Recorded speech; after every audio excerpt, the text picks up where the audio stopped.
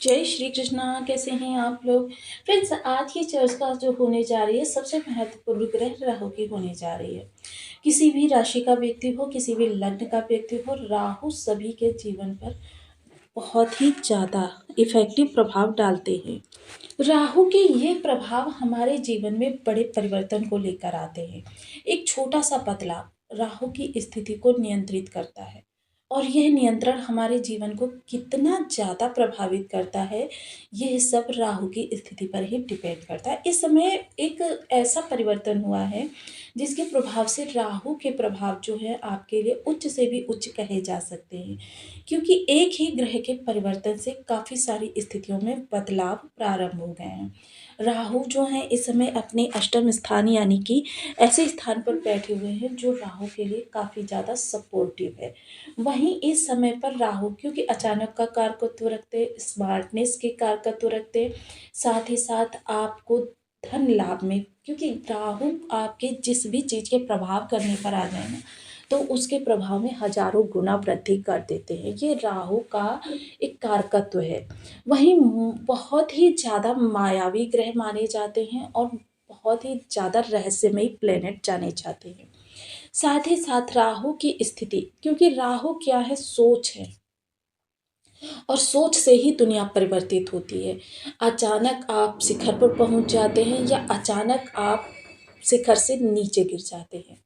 सोच के द्वारा ही ये सब चीज़ें उत्पन्न होती हैं। आपकी सोच जिस तरीके का विस्तार लेती है उसी तरीके से जीवन में भी आपके प्रभाव पड़ने प्रारंभ हो जाते हैं। इसीलिए मैं सदैव आपको कहती हूँ, सोच को सदैव पॉजिटिव बना कर रखिए, क्योंकि सोच राहु को जब हम अपने माइंड में निगेटिव थॉट्स को जगा देते हैं तो क्या होता है, हम राहु को निगेटिव खुद ही बनाते रहते हैं। अब ऐसी स्थिति में यहाँ पर बुध का परिवर्तन बहुत सारे ग्रहों को इफेक्टिव कर रहा है।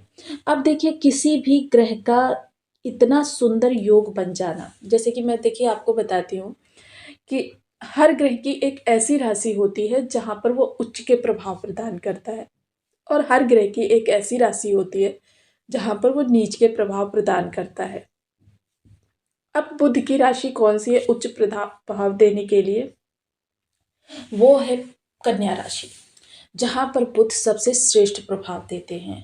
साथ ही साथ कुछ अन्य राशियाँ भी हैं जहाँ पर बहुत अच्छे प्रभाव देते हैं, क्योंकि सपोर्टिव ग्रुप, क्योंकि हर ग्रह के पीछे कुछ ऐसे प्लैनेट्स भी होते हैं जो सपोर्टिव होते हैं, जिसमें से अगर राहु के सपोर्टिव प्लैनेट्स की बात करें, जिनमें से शनि, बुध, शुक्र, ये महत्वपूर्ण ग्रह माने जाते हैं जो राहु को सदैव सपोर्ट करते हैं। ये राहु का बल कहे जा सकते हैं। और राहु का बल कहने के साथ में देखिए, इस समय ये सभी ग्रह जो हैं राहु के साथ एक प्रकार का संबंध बना रहे हैं। त्रिएकादश योग, त्रिएकादश योग ऐसे ही है जैसे विदेश में बैठा हुआ, बहुत दूर बैठा हुआ आपका परम हितैषी मित्र एकदम से आपके बराबर वाले कमरे में रहने आ जाए, आपकी हर वार्तालाप में, आपके हर सब सुख दुख में उसकी भागीदारी होती है। ऐसी स्थिति में वो आपके जीवन को पूर्णतः प्रभावित करता है। यही स्थिति इस समय राहु के साथ में भी है। अब बुध के राशि परिवर्तन ये आगामी 17 से 18 दिन आपके लिए समय रहने वाला है, जब बुध आपके लिए बहुत श्रेष्ठ प्रभाव प्रदान करने जा रहे हैं। आगामी 17 से 18 दिन आपके लाभकारी होने जा रहे हैं। तो इसकी चर्चा और आगे बढ़ाएंगे, लेकिन उससे पहले जान लेते हैं कि यदि आपके लग्न में कुंडली के प्रथम भाव में 4 नंबर बना हुआ है तो ये राशिफल आपके लिए है। कुंडली में कहीं भी चंद्रमा के साथ 4 नंबर बना हुआ है तो ये राशिफल आपके लिए। कुंडली ना होने की स्थिति में आप इसे नाम राशि भी देख सकते हैं। यदि अभी तक आपने अपने इस चैनल को सब्सक्राइब नहीं किया है तो प्लीज़ सब्सक्राइब कर लीजिए, वीडियो को लाइक कर दीजिए, चैनल को शेयर कर दीजिए। इससे होगा क्या कि हमारे आने वाले हर वीडियो की नोटिफिकेशन मिल सकेगी आपको सबसे पहले। एक प्यारा सा कमेंट करना बिल्कुल ना भूलें। कमेंट से हमें बहुत मोटिवेशन मिलता है, हौसला मिलता है, और ये पता चलता है कि आप और क्या जानना चाहते हैं।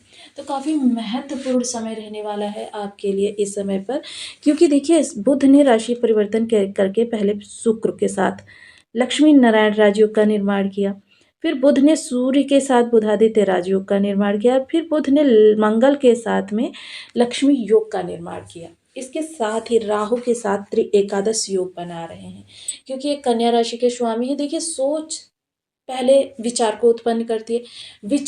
जब विचार उत्पन्न होता है तो बुद्धि उस पर तर्क वितर्क करती है। बुद्धि का कारकत्व तो किसके पास है? बुद्धदेव महाराज के पास। तो इनका दोनों का एक तरीके से चोली दामन का साथ माना जाता है।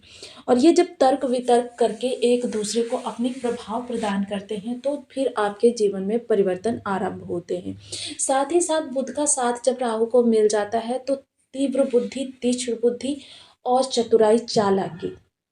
साथ ही साथ देखिए राहु आपके धन प्राप्ति के मार्ग में, क्योंकि देखिए यहाँ पर सप्तम दृष्टि जा रही है और यहाँ पर देखिए पंचम दृष्टि राहु की जा रही है और बुध की सप्तम दृष्टि जा रही है। अर्थात धन के दो भावों को कवर कर रहे हैं ये दोनों ही ग्रह। और धन के दोनों ही भावों को कवर करने के साथ में इस समय पर जो आपकी चतुराई चालाकी, जो आपकी तीक्ष्ण बुद्धि या स्मार्टनेस, सारी चीज़ें जो इस समय निकल कर आएंगी वो आपके धन के लिए बहुत ही महत्वपूर्ण रोल प्ले करेंगी। बुद्धि इसमें बहुत अहम रोल निभाने वाली है। बुद्धि पर बहुत ही ज़्यादा इस समय फोकस करना जरूरी होगा। देखिए बुद्धि इस समय बहुत अच्छी तो रहने वाली है, लेकिन ये भी इस बात को भी नकारा नहीं जा सकता कि इस समय दो त्रिभावों से ये ग्रह अपने प्रभाव दे रहे हैं, जिसलिए आपको देखिए बुद्धि बहुत अच्छी होगी, चतुराई चालाकी भी होगी, वाणी भी बहुत आपकी अच्छी होगी कि सामने वाले को किस तरीके से अपने प्रभाव में लेना है, ये आपको बहुत अच्छे से आता होगा। लेकिन ऐसी जगह पर आपको अचानक से आपकी वाणी से कोई ऐसा शब्द फिसल सकता है जिसकी वजह से इन समय पर आपको प्रॉब्लम्स फेस करनी पड़ जाए, जिसके लिए आपको अपनी बुद्धि, चतुराई चालाकी सब कुछ ऐसे स्थान पर बहुत ही संयम की आवश्यकता रहने वाली है। तो देखिए धन के मामले में एक राहु, क्योंकि राहु का विशेष प्रभाव यही होता है किसी भी चीज़ के प्रभाव में हजारों गुना वृद्धि कर देना। 10 सिरों वाला राहु को कहा जाता है। जिस तरीके से रावण था कि वो 10 दिशाओं का ज्ञान रखता था, राहु भी बहुत अच्छे हैं, लेकिन बस इन्हें समझने की आवश्यकता है। साथ ही साथ इस समय त्रिक भाव होने के कारण बुध के लिए भी कुछ विशेष उपाय जरूरी हैं, क्योंकि बुध के अगर उपाय इस समय पर कर लेंगे तो ये इतने सारे राज्यों जो मैंने पहले बताए हैं इनमें आपको बहुत अच्छा लाभ प्राप्त होगा। तो देखिए बुध के लिए आज मैं कोई विशेष उपाय नहीं बताऊंगी, बस आपको लॉजिकली वो उपाय करने हैं। जैसे बीज मंत्र ओम बिम बुद्धाय नमः, इस बीज मंत्र का आप 1 माला, 2 माला, 5 माला, 7 माला, 11 माला का जब नियमित अपनी सुविधानुसार करना प्रारंभ करें।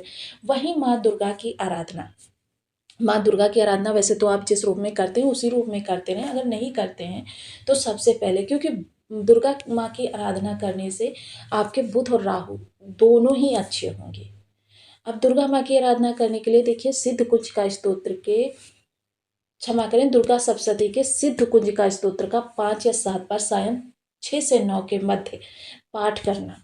घृत का दीपक आगे जलाकर रख लीजिए, विधि विधान से जलाइए। दीपक के विधान में कई बार बता चुकी हूँ। और 7-5 बार आप इसका पाठ नियमित करें। राहु और बुध दोनों को ही इससे फल प्राप्त होता है, या आप जिस भी विधान से करना चाहें वो कर सकते हैं। तो आपको वीडियो कैसी लगी मुझे कमेंट बॉक्स में ज़रूर बताएं। चैनल पर न्यू है तो प्लीज़ वीडियो को लाइक, शेयर, चैनल को सब्सक्राइब करना बिल्कुल ना भूलें। मिलती हूँ नेक्स्ट वीडियो में, तब तक के लिए नमस्कार। अपना ध्यान रखें, स्वस्थ रहें, मस्त रहें।